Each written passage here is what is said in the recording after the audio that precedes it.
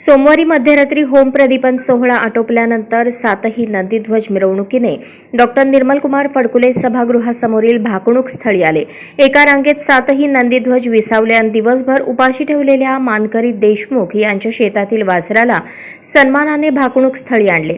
मानकरी राजशेखर हिरेहाबू आणि मानकरी राजशेखर देशमुख यांनी वासराची विधिवत पूजा केली। वासरासमोर गूळ, विविध प्रकारचे धान्य, ऊस, सुपारी, गाजर, पान, खारीक आदी खाद्य ठेवण्यात आले।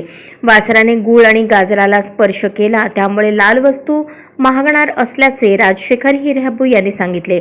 त्याचप्रमाणे वासराने मूत्रविसर्जन केले, यावरून यंदा समाधानकारक पाऊस असल्याचे हिरेहाबू यांनी सांगितले।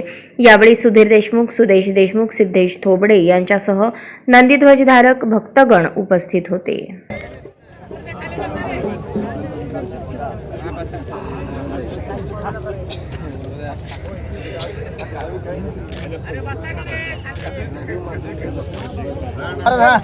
शिवयोग सीतारामची यात्रा 13/1/2024 पासून सुरुवात झाली। 13/1/2023 ला यज्ञमंजन, 14/1/2024 ला अक्षता, आज 15/1/2024 ला होम।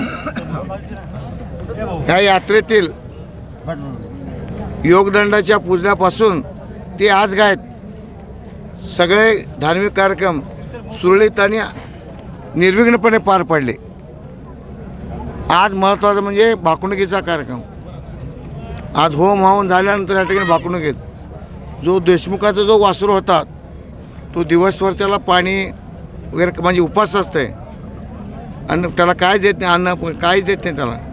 मग त्याच वासरानं आपण सगळ्यांना बघितलात, आम्ही जे सांगतो वासरू देत ते सांगतो। आता ते शेवटी करणार तो सिद्धाराम आहे। आज वासरू आल्याला पहिला मलमूत्र केलं, त्याच्यानंतर मिश्रण केलं आणि विडा ठेवल्यानंतर लाल वस्तूला स्पर्श केला, चाटला, खाल्ला नाही, पण म्हणजे जैसे ते परिस्थिती राहणार। आता मलमिश्रण हे झाल्यामुळं पाऊस पडेल असं मला वाटतंय।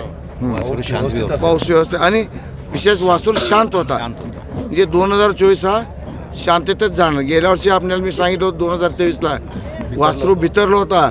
आपण बघितलं इराक युद्ध सगळं झालं होतं, सगळं युद्ध ते चाललं।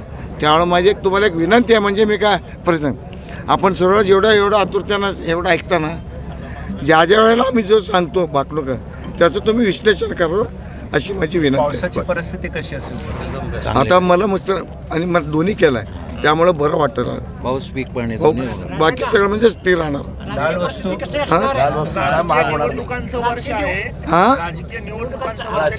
राजकीय काय सांगत नाही आम्ही, राजकीय फक्त जे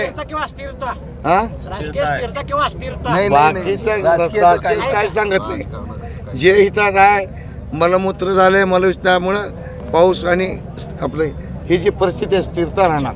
हां, पाऊस पाणी व्यवस्थित राहणार आणि लाल वस्तू थोडं म्हणजे स्थिर राहणार। म्हणजे खाल्लं नाही, तो चाटला खाल्लं असतं तर मग ते महाग झालं, पण स्थिरता राहणार। भयाची परिस्थिती राहणार नाही, शांत आहे। 2024 शांत, काही नाही, जैसे ते परिस्थिती।